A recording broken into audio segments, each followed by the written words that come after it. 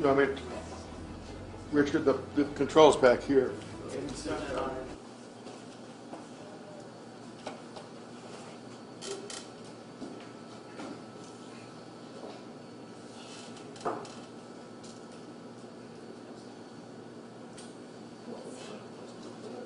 Not yet. Right now. Test. Hi. Is that better? Yep. Okay, good. So today's subject is going to be our water system, and who's delivering that today is Mike Starks, who is our superintendent. He's been on the job, what, a year and a half now? Yeah, roughly. Year and a half. Well, since May from last year. Okay.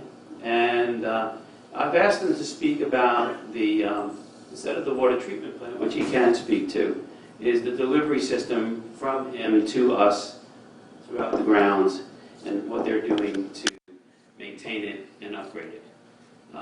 And then we'll have a Q&A. I've also asked him to briefly speak of the new contract that we have with the utility district to do the street lighting project. And I've asked him just to do a brief overview of that and then go into the water treatment plant, or water treatment delivery system. I'm going to ask everyone to sign up if you haven't signed up. Appreciate you do that.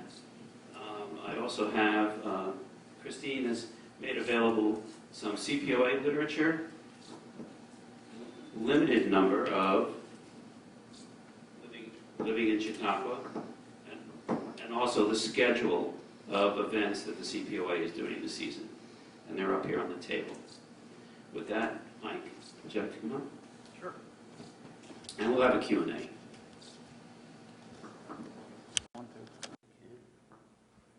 Good afternoon. Nice to see everybody here today. As Rich said, my name is Mike, and I'm the superintendent of the Chautauqua Utility District. I took over in May of last year when Tom Cherry retired. He had been superintendent for 40 years exactly. To the day he retired, 40 years, and he had enough, so he took off. But I had been the assistant superintendent for about 18 months before that, so I was learning from him and kind of handling a lot of things. We were in the process of renovating our wastewater treatment facility, which if anybody would like to come down and take a look at our wastewater treatment facility that we just finished, I'd be happy to give you a tour, or the other guys would. It's really, I hate to use the term state of the art, but it really is. It's a fantastic system. And using no chemicals, we are achieving greater results than we ever thought that we could. It's all biological, so a very, very cool place. So we do, the Chautauqua Utility District is a special municipal district. We do water, wastewater, and most recently street lighting. Part of our charter is that we have a board of commissioners. The board of commissioners have to be a property owner here on the institution, and they have to live here year round. That's one of the other stipulations. So if anybody's looking for, an extra side job, we're always looking for people now. So basically the Board of Commissioners they'll set policy and review financial stuff and things like that. So we have, I can talk about the street lighting, like Rich said. We, back in February, our attorney and the president of our commissioners, Bob McClure, and myself, we went to Buffalo to National Grid's offices, and we signed the agreement to purchase street lighting off of National Grid. That was the first time in their history that they've ever sold assets to anyone. So it was kind of a historical thing, and it was really nice to be part of it. And most of you probably know the committee, the Property Owners Committee has been working on that for almost 10 years now, or just over 10 years, to try to do that, and they've had a lot of snags along the way, but we finally signed a contract and started moving forward. In the last, since then, due to our charter and municipal law, we have to go out to bid for a professional bid, anything over a certain dollar amount. So we had to bid both the installation of the lights to, we had two different contractors bid on it, and then we had, I think, 4 or 5 different contractors bid on the actual lighting equipment itself. And we some of the lights are going to be what's called a Cree light, and they're a Cobra head light. They'll be like along Massey Avenue and on the north end and some on the south end, I believe, too. And the other style light is the Neary light, and they almost look like an old English village gas light. And so that was like our standard that we wanted to bid for. So we had a couple of companies that did a alternative to that and bid an alternative. So we're currently looking at those to see if they can compete with the Neary light that the Property Owners Association has stated as the light that they would like to have up. It's just part of the bidding process. We have to, when we go to bid, we have to ask for alternatives. And then we'll look at, financially the difference between them, as well as the light output, all the other things that we're looking for in the community, the color, the glare, things like that we're looking for to have in the community. So, and we've purchased all the Cree lighting, and we were hoping they were going to be here. All the parts and stuff were going to be here right like the beginning of June. But one part got held up, the arm that holds them on, and they still haven't arrived yet, as far as I know. And so we were hoping to at least get those ones up before the season started, but we weren't able to. But immediately after the season, those ones should be all ready to go, and they can at least do those. We're going to do a test, basically, I think it's on Wythe and Ramble, Scott, and Root, is it? That we'll try the Neary next to the two other alternative lights, and then we can compare them visually as well as financially, and then with all the other specs that come with them. So hopefully they're a long lead time on any of the three of them, so that might be closer to springtime before we once we decide and then order them. Hopefully by next season we'll have them all up, all the lights. So we're moving forward with that. Our water treatment facility, I know we wanted to talk about, I want to talk about a little bit about our wastewater treatment facility too, if I can, but our water treatment plant takes water from the lake, brings it up to, basically through a small pump house, takes it up to our plant where it goes through a whole big process. There's two types of water. You either get it from the surface, like a lake or a river or something like that, or you get groundwater, which most places have. The treatment of groundwater is a much easier process. The treatment of surface water is a more involved process because of the organics and stuff that are in it. So we all carry a state license from the New York State Health Department to operate our treatment facility, because public health is utmost concern to us, and you don't want anybody to get sick. So and everybody uses water, whether you use it to drink or cook or shower or whatever you use it for. So essentially we draw water from the lake, goes through a pump house, goes up to our treatment facility, goes through a bunch of different steps there.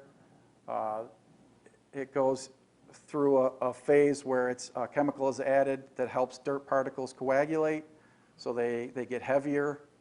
And then as they go from that chamber into another basin where it's called sedimentation, and there's these big mixers that are called flocculators, and they spin in different directions at different speeds, and they take those heavy particles and they force them to fall out. So we're trying to get rid of all the dirt and the bacteria that hides in the dirt. Through that, it goes up over a membrane filter that helps more of that dirt slide off. That comes back into the plant, goes through, we have 3 rapid sand filters that are layers of anthracite coal and different grades of sand. And the more dirt particles get taken out in that. Then it goes through another filter, goes into our what you call clear well, which is essentially finished water where chlorine is added to, it's called sodium hypochlorite. It's a very strong chlorine, and it's added to get a contact time to kill any bacteria or microorganisms that are in it.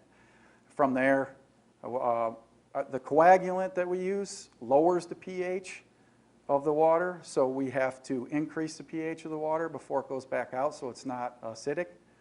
And we use another chemical that raises the pH up, and then it goes, our distribution pumps pump it out of our clear well.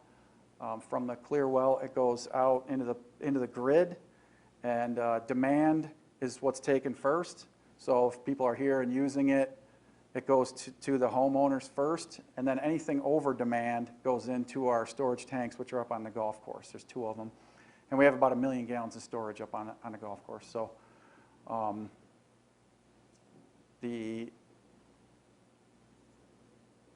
we're pumping about 500 gallons a minute out of our plant when we're running. In the wintertime, we may do 30,000 gallons a day. In the summertime, we do average 400,000 to 500,000 gallons a day. And even sometimes in a hot, dry summer, we have days of over 600,000 gallons a day. So a lot of people have asked us, with recent events with the health of the lake and things like that, if we could go to wells and, instead of using that surface water, because it is so much more difficult to treat and there are other things that could get in there, if we could go to wells. The institution golf course did a study back in the 80s where they punched a bunch of wells up there. They did 9 of them to try to get enough water to do a little irrigation and flush a toilet on one of the greens, and they couldn't get enough water to do that. And we're pumping 500,000 gallons a day in the summertime. There's no way we can find a well around here that's going to be able to do that. And then you render a multi-million-dollar treatment facility essentially useless, because then all you really got to do is chlorinate it and send it out. So, we are always looking at other avenues of backup sources and things like that to, in case our source ever does become contaminated.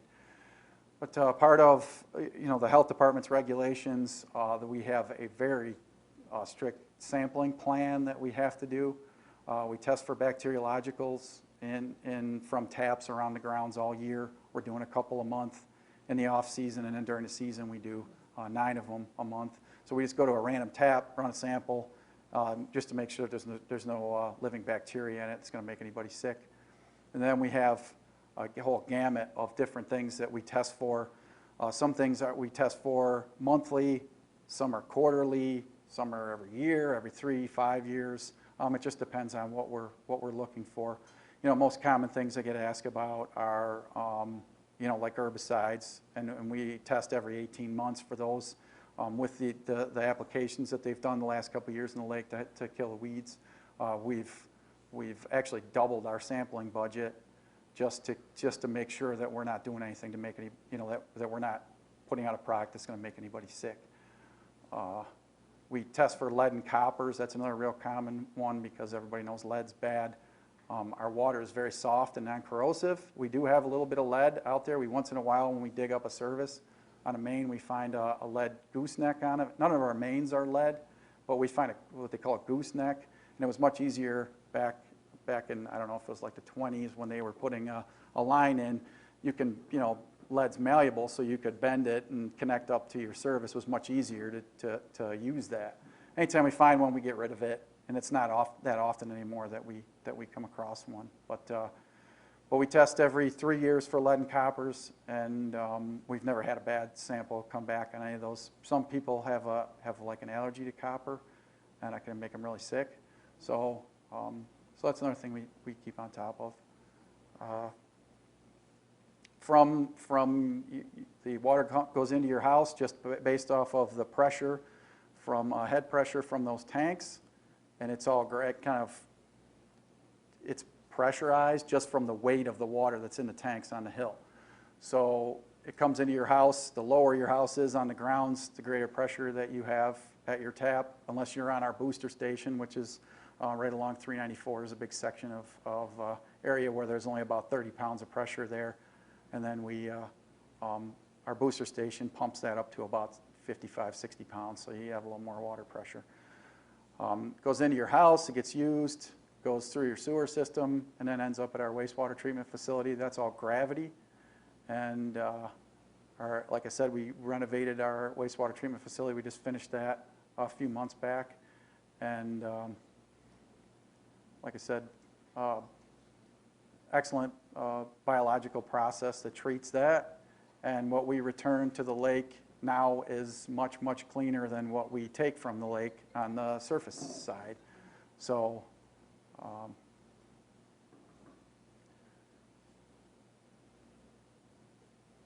don't know where to go. I'm interested in the Delivery system. So we have a bunch of different types of pipe out in our system, both on the water side and on the wastewater side. Most of what we have still in the ground here is cast iron, and that was put in the 20s, most of it. Whenever we go out and we're going to do some work in an area, we replace that with plastic. Now C900 pipe is the standard, and it has a very high crush rating, and it's very easy to work with compared to heavy pipes like cast iron, like ductile iron. They're all very heavy and difficult to deal with.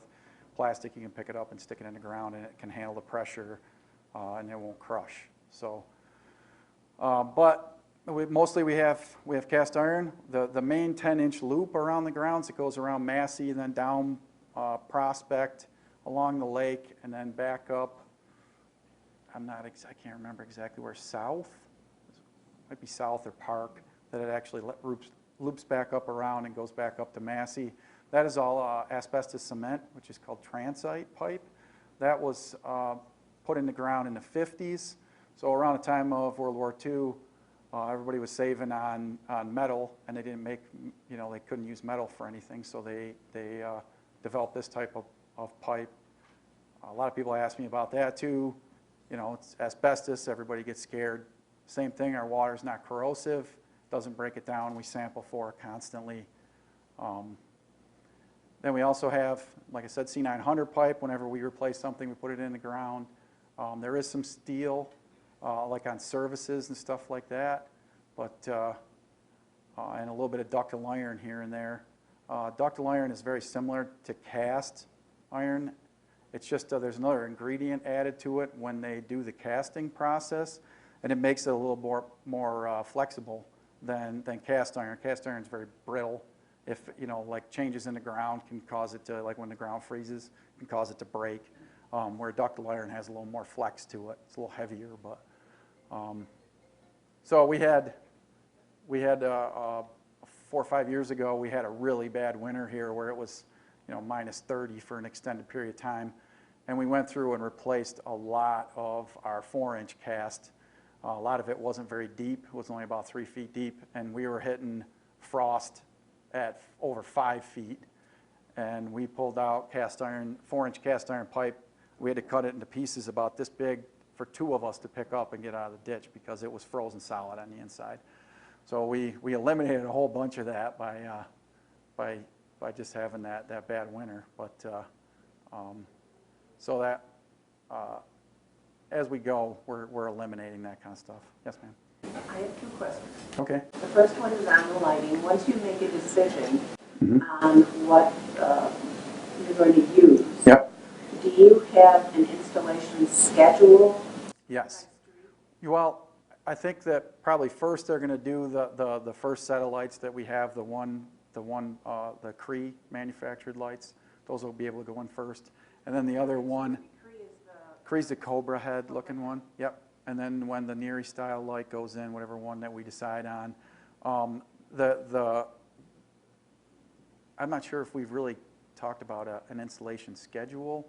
I know that they've, the contractor's they're taking all the parts, they're getting them delivered to their facility, they're putting them all together, so then they can just go out and pop them up, and what they'll end up doing is going street to street so that it moves along smoothly, so they're not jumping all over the place. Are you proposing that there be the Cobra lights on any of the sort of less traveled streets? No, most of those end up being the Neary lights. It's kind of the middle of the grounds, the majority of it. We'll get that other style.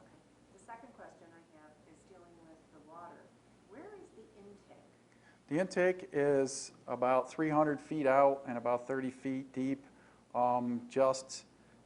I'll tell you, it is in between the bell tower and the president's house. That's what I can tell you. It's kind of can be a target, it's a sensitive area. We have to keep that information sealed in a, what they call a vulnerability assessment, because there are sick people in the world, so, you know, we have to kind of keep that under wraps a little bit, but I'll tell you, it's in that area.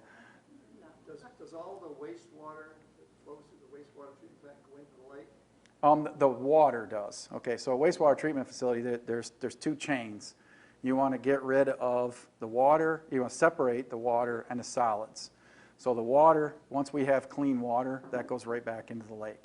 The solids, we take, a lot of it is screened out, like heavier stuff is screened, grit, you know, towels, all kinds of stuff that you can't imagine. That all goes to the landfill, and then the actual sludge is collected in our tanks, and then we ship that to Westfield, where Westfield presses it, and then they send it to the landfill. And so where the wastewater flows into the lake, is that below where the intake is? Yes, yes, it's about half a mile away. So we ship everything down Yeah, yeah. So our intake's this way, and our outfall's that way. Yes, sir. If you're putting out about 500,000 a day, how many gallons are you getting back? Oh, into our collection system, roughly about the same, because a lot of people are watering flowers and stuff like that, and so you're losing some, but then we're gaining on, you know, just from groundwater coming in. Our most of our collection system is clay, and it's 1890s clay tile. Now, we have done very similar things when we would redo a street. We would put in, you know, new plastic SDR-35 sewer main. We were doing that along with the institution. They would plan, hey, we're gonna dig up the street. We started at the south end. We're gonna dig up this street, repave it, put in storm drains, gas mains. You guys can do your water and sewer stuff. And we started doing that, and we worked back 4 or 5 streets, and the county kind of came down hard on us because they need 15 feet of separation between water and sewer mains. And on a tight little street, you're going to be in somebody's front porch trying to get 15 feet between the water and sewer. So we kind of slowed that off because we know that new technologies are coming, and in the last number of years they've gotten a lot better. So now we renovated our water plant about 15 years ago, and then we just finished our wastewater plant. Now that we have that set, that is like my big goal for the next, you know, 10, 20 years, is I've got a plan set up that I want to start doing slip lining on the wastewater side. That you can do pipe bursting, and there's a lot of other options on the water side. But that'll help get rid of some of those, you know, it'll help get rid of the clay, so we're not taking in all that infiltration when it rains. And then we can get rid of things like, on the water side, we can get rid of asbestos pipe, you know, because eventually it'll probably degrade. And then the cast iron, we can get rid of that essentially without having to dig. You know, you dig a pothole here, you dig a pothole here, and then they run in between it, and it's brand new pipe without having to, you know, trench. And excavation's another thing. It's a huge safety concern. I mean, we have sewer mains that are 17, 18 feet deep on the north end. So you go to dig a sewer main up to just make a repair, and you have a hole as big as this room just to do one repair because you got to bench it back or use, what do they call it?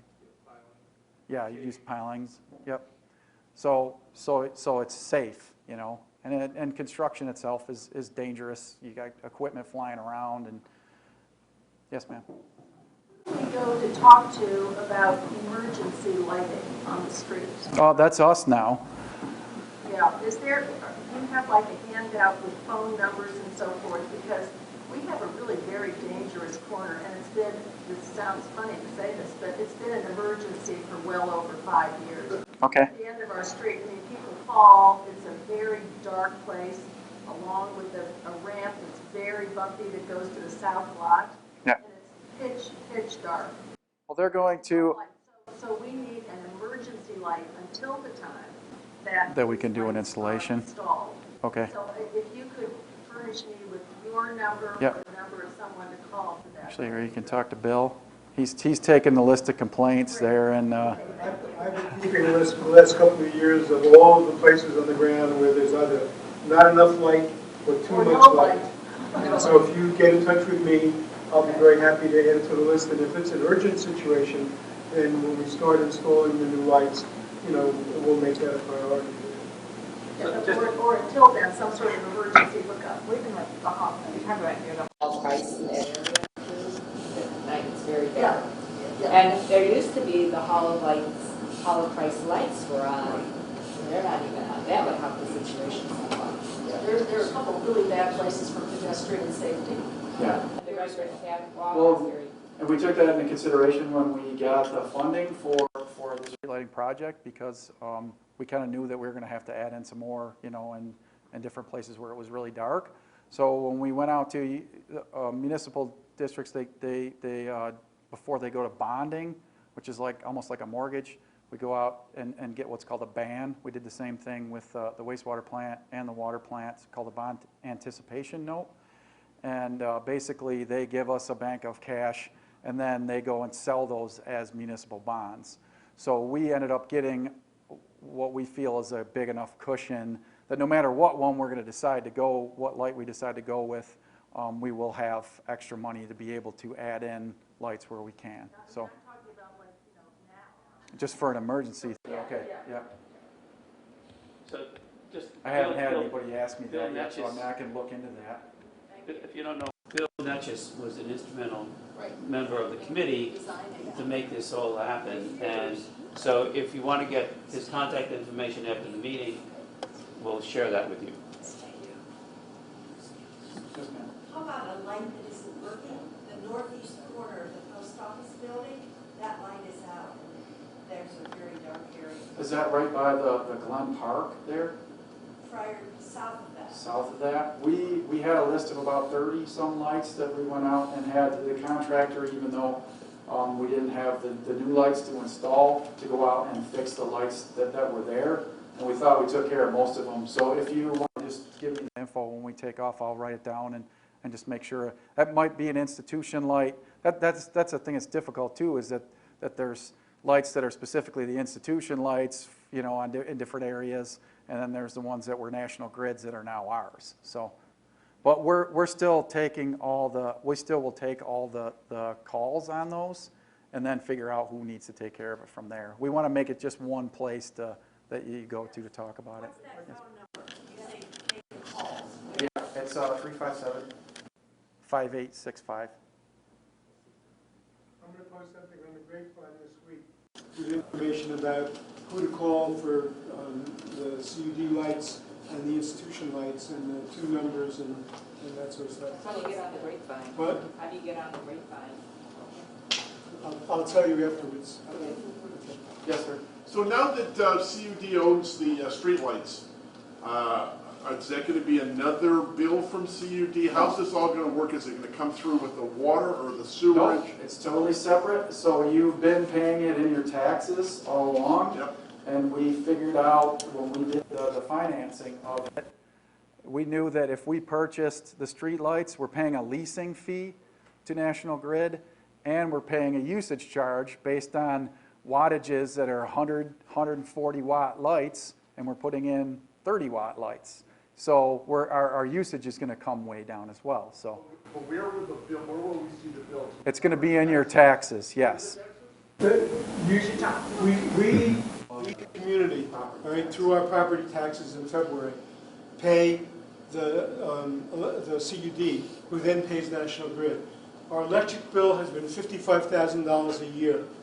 $40,000 of that was leasing fees for the lights, and as of February 8th, we no longer pay that. So we're saving $3,200 a month in leasing fees. And right now, the average wattage of all the lights, it turns out to be 171 watts, and all the lights we're putting in are 24 watts. So we're going to save 5/6 of the $15,000 a year that we pay for electricity. So eventually, when all of this stuff is done, right, we'll be able to pay off the mortgage that we're going to do to install all of these lights, within 10 years and perhaps even 7 years, without any change in the taxes. And, in contrast to the sewer plant, where there was an increase in taxes for the sewer plant, For the lighting stuff, it's going to pay for itself over the next 7 to 10 years without any additional cost to the community. Nice job. Yeah, these rough calculations when we were working on it, I totaled it out, and that 55,000, over the course of 30 years, or was it just the 40 that we're paying in leasing fees, ended up being like 1.2 million. We didn't take out anywhere near that amount of money to purchase the lights. We had to pay for the contract, and then all of the lights that we're actually going to put in, the equipment, the installation costs, and it was nowhere near what you would have paid in your taxes over the next 30 years. So, yes, sir. Can you go back to do you have a schedule of getting all the delivery system to our homes upgraded in a certain time frame? I don't have it, pinpointed out just yet, but it is part of a 5, 10, 20-year plan. There's areas that we need to do that are in worse shape than other areas. So that's going to be a lot of ping-ponging back and forth instead of trying to follow a straight, let's go from this end of the grounds to that end, because of the age and the shape they're in. We have a main on, Whittier, that we have more, it's a 2-inch line, and it's, I believe it's galvanized, and we have more steel repair bands in that than we do galvanized left, because we've dug it up 100 times and fixed it. So like there's places like that we need to take care of first. And in the process, we're also going to eliminate some dead ends, loop some things better. We've been doing that over the last number of years as well, adding in more fire hydrants, a lot of other things to kind of make the system a little bit, you'll have more flow. You're never going to have more pressure at your house than you do now unless you put a booster pump of some kind in, but you can get more flow. And there's a lot of places on the grounds where there's only a 4-inch main that is cast iron and it's tuberculated on the inside, and you're maybe getting 2 inches of water out of it. So once we go through and put in a 6-inch main there, it's still going to be 40 pounds of pressure, but you'll have so much more flow coming into your house because of how much more pipe you actually have. And that's great for more fire protection. There's places where we go out twice a year, we flush hydrants, and basically that's the one issue that we do have is we get roily water, and we flush hydrants twice a year to try to stay ahead of that, just to get the rust out of there because of all the cast iron that's in the system. And when we flush them, we take pressures to give to the fire department so they know, hey, when we go hook onto a fire hydrant here, and if we had 3 houses on fire, let's say, can we hook onto that one that's on the same line and still use it? So you know how much residual pressure is there. And there's some of them, you put a pressure gauge on and it's got 50 pounds of pressure, and then when you turn it on to actually flow out of it, it flows about this far ahead of the hydrant. Where we have other ones on the grounds that'll shoot 30 feet in the air when you blow them off because they have pressure, they have flow going to them.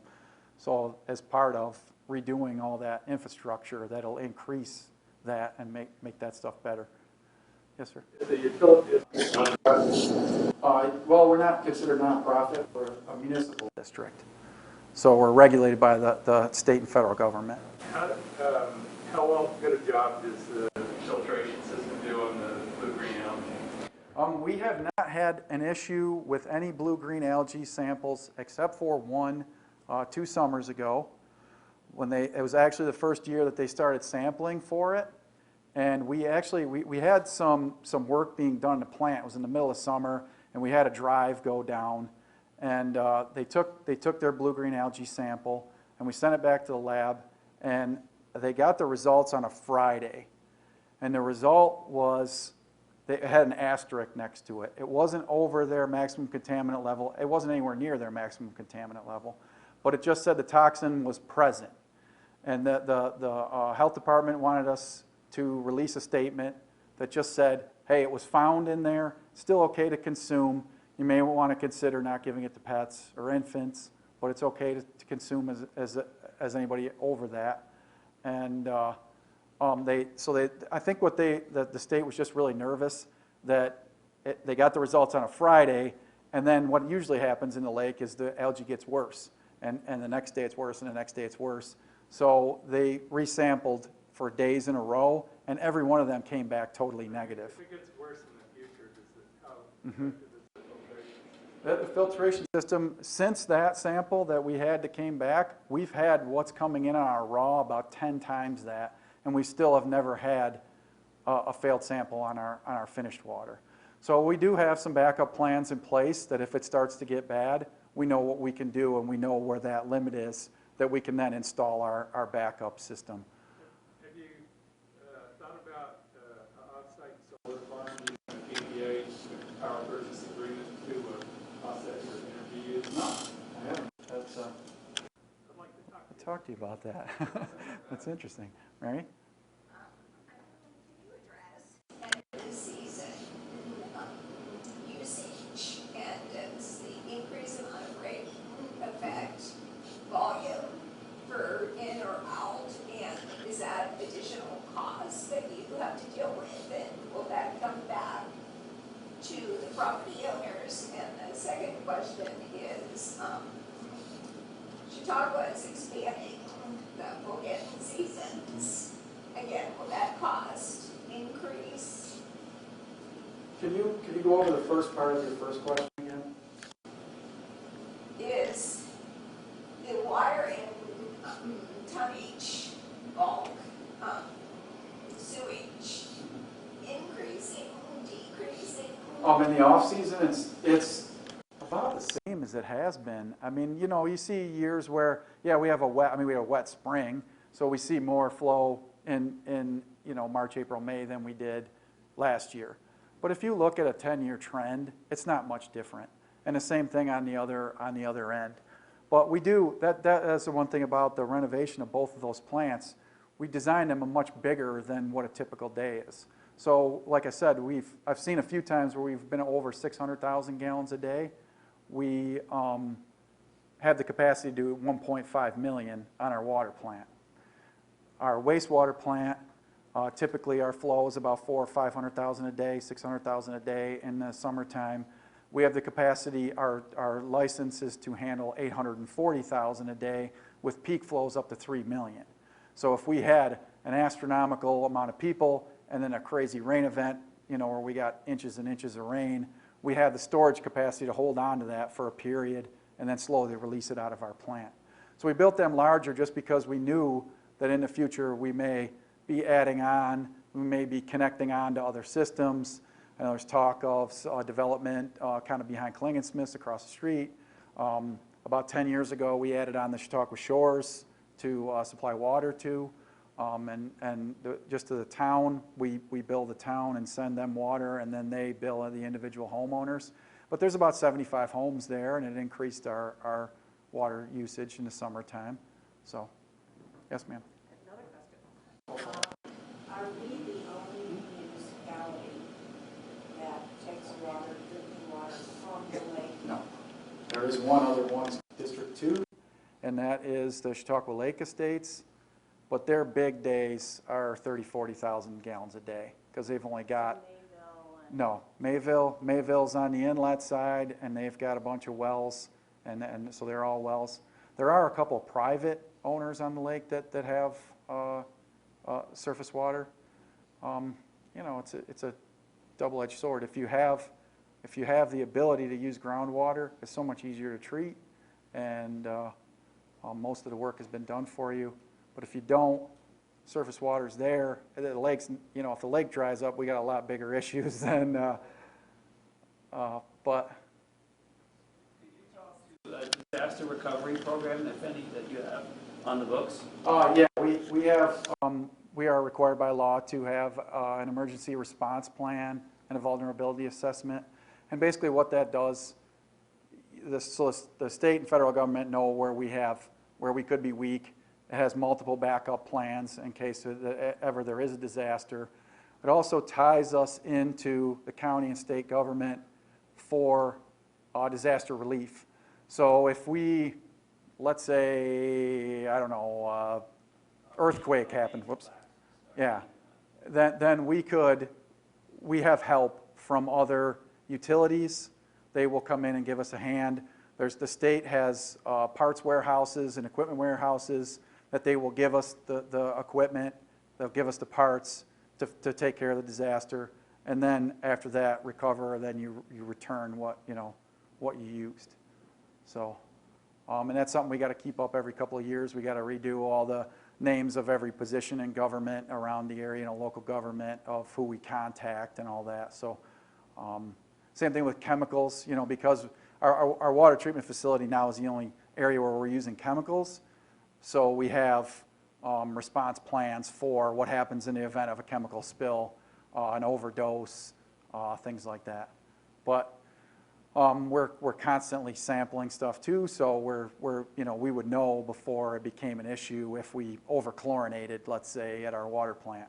We would know because we're running samples every little while, and we'd know, okay, well, it's starting to get high, so we got to shut everything off. And so, but we do have plans in place in case that happens.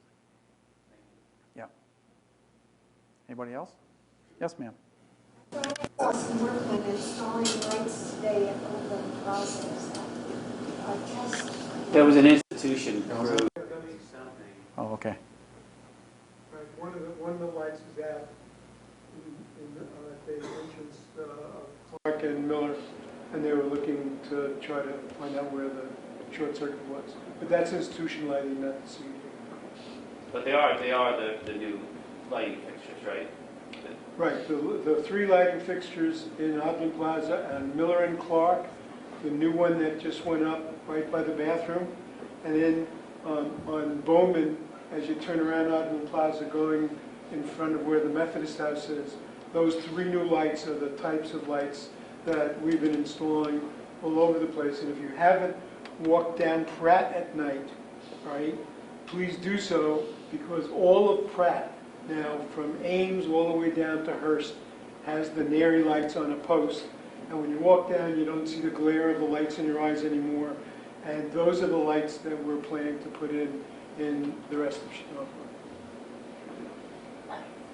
That's actually, they redid all the lights in Mayville a few years ago, and they're not the greatest looking light in the world. They're kind of, funny color, and there's a lot of glare to them.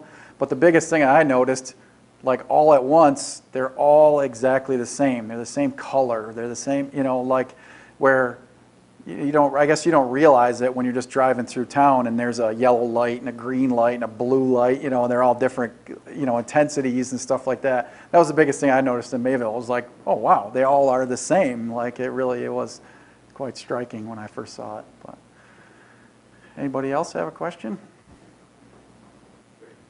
Thank you, Mike. Thank you.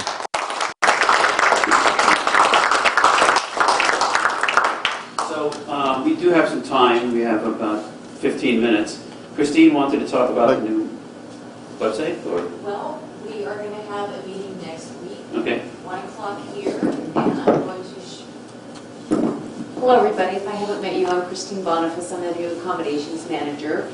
And if you have any questions on your property, website, or anything, please don't hesitate to email me or call me, and we'll get to it as soon as we can. But next Wednesday from 1 to 2, I'm going to give you all a sneak preview to the new search, the accommodation search page, okay, which will be linked to the Chautauqua Institution website. So this is just a page, but it's much more sophisticated. It's going to have a lot more filters. But with that, since this is a partnership, you all have your what we call the back end, your maintenance page. That's going to be changing a little bit. And during the season, after we go through the new search page, on Tuesdays and on Thursdays, from 3 to 4:30, I will be in a conference room up in the business center to help everyone understand how to work the back end. So you'll understand how to put the rates in, how to make your calendars, if you want to change any details, anything like that. One of the biggest changes will be that we are adding, right now we are maxed out at 6 pictures per property, and the new one will be able to house at least 15 photos. So it'll be on an institution server now, where we're pulling it from a server in the Carolinas right now. So there's going to be a lot of upgrades. It's going to be a lot more powerful. People are going to be able to filter down to, does this rental property have a hairdryer? So it's going to be great. But there will be some growing pains, I'm sure, as there is with anything. But all summer long, I'm hoping to get everybody up to snuff before we actually launch it live. I'm hoping to do the live launch middle of August, early to middle of August. So if everybody goes, hey, this is a lot easier, we're ready to roll, it could even be sooner. So it's just that I want to make sure that when we do, it's all good. So next Wednesday, this room, 1 o'clock to 2 o'clock, and then after that, basically it'll be a first come, first serve. I think I have room for 6 to 8 people per session up at the business center. That's the biggest room that they have. And what I'll do is just send an email out. It's going to be first come, first served. So if you respond, if you get an email back, hey, you're in on this day, this time, then you're good to go. If you don't get anything back from me, that just means it was already full. Try again, and we'll just, again, go first come, first served. Okay? So there's really no other way to do that fairly. But any questions? We're not on the grounds next week. How can we kind of self-teach ourselves? You can self-teach. I'm in the process of putting together a little tutorial with pictures. This is how you do that. If you can do the one now, you can do the new one. Okay, the new one I think is much easier. It has tabs. So it's a tab that says property info, which is your address and all that. Next tab would be photos. Next tab would be details, instead of having one long list that you have to scroll down. Photos, though, the only thing is you will not be able to upload your own photos. Not to get, diving into the rabbit's hole, but every photo now will have to have a URL. Okay, so, which means give me your photos, email them to me, and then I will get the URL, get them posted, and you won't notice a difference. Okay, it's just that I can't have you all looking for URLs for your photos. So, but other than that, I think it's going to be great. There is an area on the back end where, this is a true PMI, a property management, PMS, a property management system where you can put in there the renter's name, their address, how much you're charging, have they given you a deposit. It's going to have an area for cleaning fee. It's going to have an area for taxes. So if you are just a property owner, you have to charge the 5% occupancy tax. It'll be in there automatically. If you have an inn, you can put in what your total tax is, and it'll automate all that. So, but I want your input too, because it's still a development site. So if there's something that you see, you go, hey, I wish it had that. Let me know now. And it's much easier. So you're saying that on the back end, there'll be a record-keeping system? Pretty much, yeah. For fees and yeah. Mm-hmm. You can throw all your notepads away. They'll all be online. Can we just get a phone number we could put on the CPOA website for questions about this now or going forward? For the website or for Christine? Yeah, for yeah, absolutely. It's the accommodations office number, which is 716 Yep. 357 6231. Thank you. You're welcome. Will you be available after the season, because we're going to be in and out too? Absolutely. Okay, so you'll Yeah. be I'll be here 10 for or sure the week after season, and I live in Ohio, so I do this job then remotely in the off season. But I have a home here on the grounds, so I'm here, and I'm flexible. So if I have an excuse to stay longer, I will. So yeah. So just let me know. I'll work with you. Absolutely. So we'll be posting contact information for Christine and for Mike on a follow-up document that you get from the CPOA Power Group. And we're also going to be making available to your neighbors a video that Erica will be able to also post out. You'll see that of this meeting. So if they couldn't come, they'll be able to see that. Probably how long, Ed? Few days. A few days. In a few days we'll be posting So that's, any other questions? And I also do type up some minutes and I'll send those out, that I will have. Mike, are you still here? I think he's gone. He's gone, okay. Oh, he's over there. Oh, Mike, I'm going to send you what my notes were because some of it got pretty, I want to make sure I wrote it down correctly. So I'll send it to you, you can proof it, and then I'll send it out. Okay, we have, our next meeting is on week 4, same place. Betsy Bergson is going to be talking about landscaping. We're going to have a landscape architect also come in and talk about enhancing your properties. Last but not least, hopefully you're all paid up in your dues for the CPOA. If you're not, I always take checks. So, thank you very much. Any questions in the back?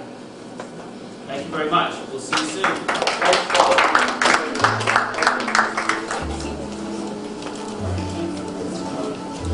Okay.